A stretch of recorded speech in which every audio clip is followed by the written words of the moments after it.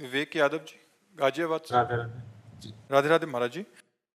महाराज जी, परीक्षा में कुछ असफलताओं के बाद मन व्यथित रहता है। एक तरफ लगता है कि मैं कहीं अपने साथियों से पीछे छूटता जा रहा हूं, दूसरी तरफ लगता है अगर सफल नहीं हुआ तो मेरा क्या होगा। महाराज जी, ऐसे में महाराज जी मेरा मार्गदर्शन करें कि हाँ मैं बिल्कुल, कैसे। ये नई अवस्था में ये सोच तो होती है।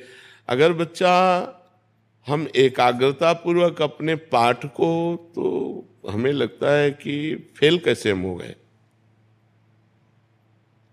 आपके ग्रंथ इतने बड़े बड़े नहीं, हमारे ग्रंथ इतने मोटे मोटे हैं। स्वाध्याय हर चीज का 10 साल पहले पढ़ा होगा, अगर वो बात पूछोगे तो अभी 10 मिनट में पूरी उसकी व्याख्या करके बता देंगे। अगर आप प्रयासरत हो, प्रयत्नरत हो, तो अपने विषय में असफल कैसे हो जाते हो। या तो आप ब्रह्मचर्यहीन हो रहे हो, इधर उधर प्रपंच कर रहे हो, अपनी पढ़ाई से विमुख आचरण कर रहे हो, मनोरंजन कर रहे हो। नहीं तो बच्चा, अपने चैप्टर को हमें 1 साल दिया जाता है, 1 वर्ष दिया जाता है अपने चैप्टर को कंठस्थ करने के लिए, पुष्ट करने के लिए। कितनी पढ़ाई होगी। बिल्कुल, मतलब जिस विषय में लगो उस विषय में एकदम। तो हम कह रहे हैं तुम्हारा जो चैप्टर है हम उसे कंठस्थ कर सकते हैं। तो हम इतने कमजोर क्यों हैं कि हम फेल हो जाते हैं। अगर ये हो कि भाई टीचर कोई पक्षपात करता है तो बात अलग है, नहीं तो हम फेल क्यों हो जाते हैं। कहीं ना कहीं हम गलत हैं, हम अपनी गलती को सुधारें। और असफलता मिलना सफलता का एक प्रतीक है कि हमें और जोश आना चाहिए। आप जीवन में कभी असफल नहीं होंगे।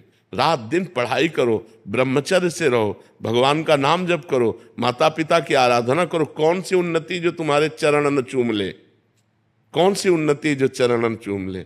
इसलिए हमें तो लगता है कि हम अपने धर्म ग्रंथों को ऐसे याद किए हैं जैसे काका गागा नहीं याद किया जाता, ऐसे याद। उठते बैठते चलते फिरते जो पद है, पूरी 84 जी, पूरा सुधा निधि जी, पूरी सेवकवाणी, पूरी स्फुटवाणी, उसे जिस विषय में लगे तो अपने विषय में लगे, जिस विषय में लगे तो एकदम लगे। तो आप फेल कैसे हो गए। अपने विषय का ज्ञान आपको क्यों नहीं है। ऐसा तो कोई चैप्टर प्रश्न दिया नहीं जाता जो क्लास का ना हो। मान लो आप 12वीं में हैं तो 12वीं के क्लास के अंतर्गत ही आपको दिया जाएगा। ऐसा नहीं है कि आपको आगे का दिया जाए।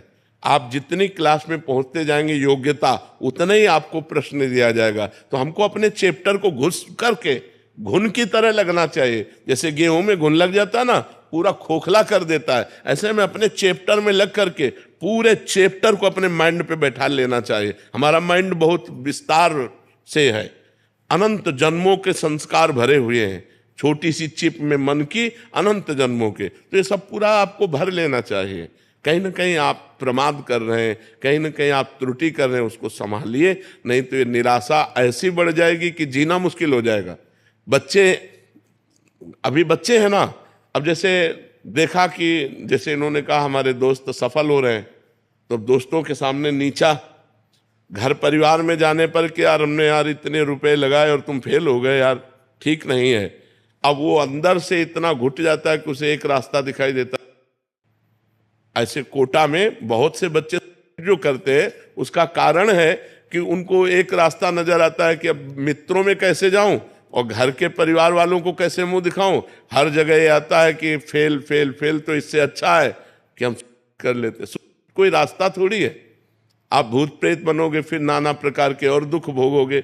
हमें चाहिए कि हम अपनी गलतियों का सुधार करें। मोबाइल में रील देखने में समय बर्बाद ना करें, गेम देखने में बर्बाद ना करें, गर्लफ्रेंड बॉयफ्रेंड वाली झंझट में ना पड़े, इस प्रपंच में ना फंसे। अगर आप सही से चलो और ब्रह्मचर्य धारण करो तो ब्रह्मचर्य में इतनी सामर्थ्य है कि सब कुछ याद हो सकता है। बच्चा सब कुछ याद हो सकता है।